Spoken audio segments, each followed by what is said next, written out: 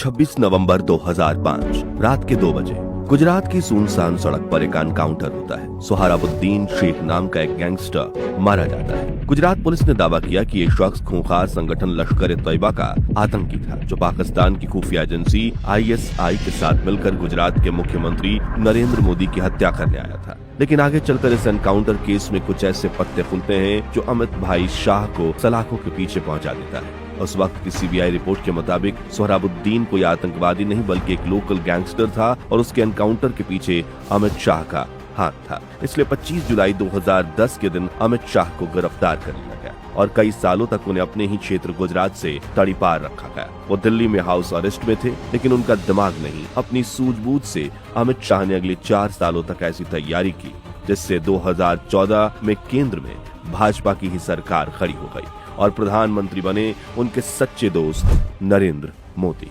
लेकिन आज से 15 साल पहले किसी ने नहीं सोचा था कि गुजरात की गलियों से निकला एक साधारण लड़का आने वाले वक्त में हिंदुस्तान की सियासत का सबसे ताकतवर पॉलिटिकल मास्टरमाइंड बनेगा। हालांकि अमित शाह की कहानी सीधी रेखा नहीं बल्कि एक भूल भुलैया है, जिसमें हर मोड़ पर सस्पेंस, आरोप, जेल की ठंडी रातें और सत्ता की गंध है। तो क्या अमित शाह ने ही करवाया था सोहराबुद्दीन शेख का फेक एनकाउंटर या फिर उन्हें फंसाया गया? और क्या वो वाकई में भारत की राजनीति के चाणक्य हैं? और कैसा था RSS से निकलकर केंद्र मंत्रालय तक पहुंचने का अमित शाह का सफर? जानेंगे इस हैरान कर देने वाली अनसुनी अनकही कहानी में।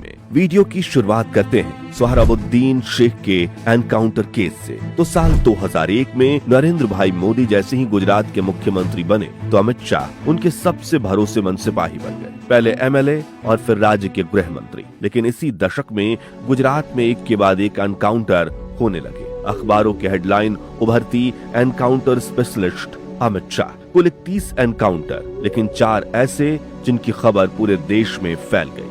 सादिक जमाल 2003, इशरत जहां 2004, सोहराबुद्दीन शेख 2005 और तुलसी राम प्रजापति 2006। इनमें से सबसे विस्फोटक था 26 नवंबर 2005 का सोहराबुद्दीन एनकाउंटर, जिसने आगे चलकर भारतीय राजनीति की ही दिशा बदल दी। पुलिस ने दावा किया कि वो भागने की कोशिश कर रहा था, इसलिए गोली चलानी पड़ी। लेकिन जब CBI की जांच शुरू हुई तो पूरा देश हैरान रह गया। चार्जशीट के मुताबिक सोहराबुद्दीन को मुंबई से किडनैप किया गया था। उनकी रिपोर्ट में कहा गया कि इस पूरे ऑपरेशन के पीछे सीधे सीधे अमित शाह का हाथ था। आरोप था कि सोहराबुद्दीन कुछ ताकतवर नेताओं को ब्लैकमेल कर रहा था और उसके पास ऐसे सबूत थे जो राजनीतिक खेल पूरी तरह से पलट सकते थे। CBI ने कोर्ट को बताया कि इस ऑपरेशन के लिए 1 करोड़ रुपए का बजट तय किया गया था और शामिल पुलिस अधिकारियों को प्रमोशन तक मिला। और फिर आया 25 जुलाई 2010, वो दिन जब गुजरात के गृह मंत्री अमित शाह को गिरफ्तार किया गया। उधर नरेंद्र मोदी खुलकर सामने आए और कैमरे में देखते हुए बोले, अमित शाह निर्दोष है, ये राजनीतिक साजिश है। गुजरात में ये बयान आग की तरह फैल गया। इस गिरफ्तारी के बाद अमित शाह ने जमानत के लिए आवेदन किया तो CBI ने चिंता जताई कि वो अपनी राजनीतिक शक्ति का इस्तेमाल न्याय को रोकने के लिए करे। हालांकि गुजरात हाई कोर्ट ने उनकी गिरफ्तारी के 3 महीने बाद 29 अक्टूबर 2010 को उन्हें जमानत दे दी। लेकिन अगले दिन जब अदालतें बंद हो गयीं, जज आफ्ताब आलम ने उनका गुजरात में प्रवेश रोकने के लिए उनके निवास पर एक याचिका लगा दी। इस तरह शाह को साल 2010 से 2012 तक उन्हीं के राज से निर्वासित कर दिया गया। वे दिल्ली में गुजरात भवन में रहने लगे। उन्होंने सुप्रीम कोर्ट का दरवाजा खटखटाया और सितंबर 2012 में सुप्रीम कोर्ट ने उन्हें जमानत देते हुए गुजरात लौटने की परमिशन दे दी, जहां उन्होंने नारायणपुरा क्षेत्र से विधानसभा चुनाव लड़ा और जीता। लेकिन दिल्ली में उन्होंने जो 2 साल बिताए थे, उस वक्त उन्होंने एक ऐसा प्लान बनाया जो भाजपा को गुजरात से लेकर सीधा केंद्र में बिठाने के लिए काफी। और 2014 के आम चुनाव में उनके इस दाव की वजह से उन्हें राजनीतिक चाणक्य कहा जाने लगा। लेकिन उन्होंने ऐसा तो क्या किया था? और फिर Sohrabuddin Sheikh fake encounter case की क्या सुनवाई आई? जानने के लिए हमें अमित शाह की पूरी कहानी समझनी होगी। 22 अक्टूबर 1964 मुंबई में रहने वाले गुजराती परिवार में अमित शाह अनिल चंद्र शाह का जन्म होता है। उनके पिता एक छोटी सी PVC पाइप बनाने की फैक्ट्री चलाते थे। उन्होंने गुजरात के महसाणा से अपनी स्कूली पढ़ाई की और फिर अहमदाबाद के CU शाह कॉलेज से ग्रेजुएशन की। मगर इस बीच उनका ध्यान सिर्फ राष्ट्रीय स्वयंसेवक संघ की गतिविधियों में था। जहां उन्होंने मिट्टी की खुशबू के साथ सत्ता की महक भी महसूस की। इसी बीच साल 1982 में 18 साल के अमित शाह की मुलाकात 32 साल के नरेंद्र मोदी से हुई, जो आरएसएस में उनके सीनियर थे। ये कोई आम मुलाकात नहीं, बल्कि ऐसी दोस्ती की शुरुआत थी जो भविष्य में दुनिया के सबसे बड़े लोकतंत्र की राजनीतिक दिशा बदलने वाली थी। फिर आया साल 1986, जब लाल कृष्ण आडवाणी भाजपा के राष्ट्रीय अध्यक्ष बने और आरएसएस ने अपने वर्कर्स को भाजपा में ज्वाइन करवाना शुरू किया। इन्हीं में से 2 सदस्य थे शाह और मोदी। उन दिनों शाह पारिवारिक बिजनेस में थे, लेकिन उनका दिल बीजेपी की गलियों में भटकता था। उन्होंने भारतीय जनता युवा मोर्चा से शुरुआत की, लोकल इलेक्शन में अपनी जड़ें जमाई और धीरे धीरे अहमदाबाद की राजनीति में नाम कमाने लगे।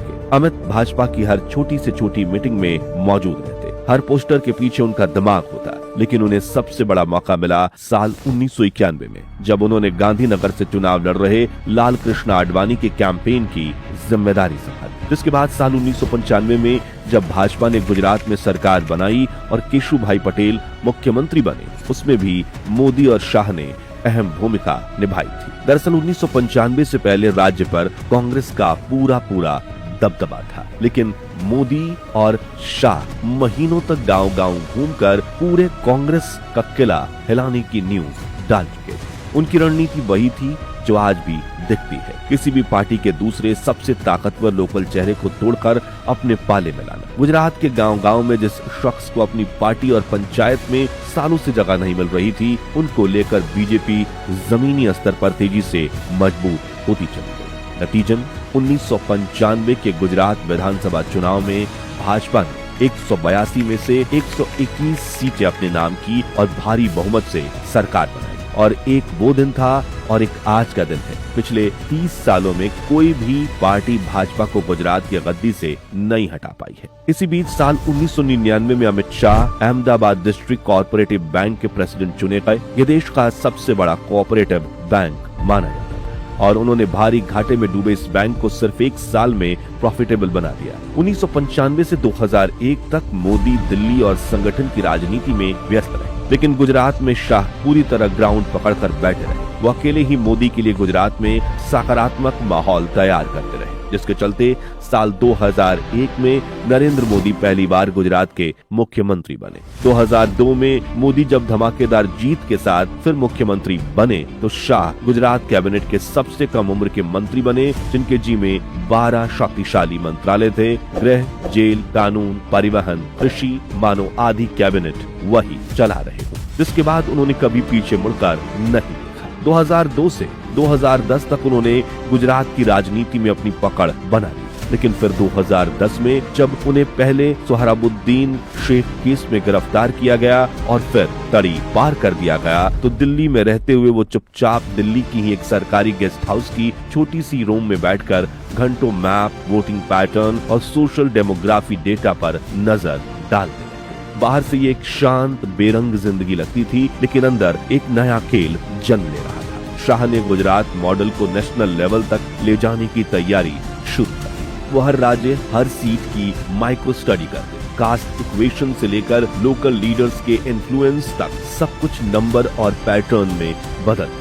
एक रात उन्होंने अपने बेहद ही करीबी से कहा, अब वक्त है गुजरात से बाहर सोचने का। और सच में वो वक्त आ चुका था। साल था 2013, जब बीजेपी ने नरेंद्र मोदी को प्रधानमंत्री पद के उम्मीदवार के रूप में घोषित किया।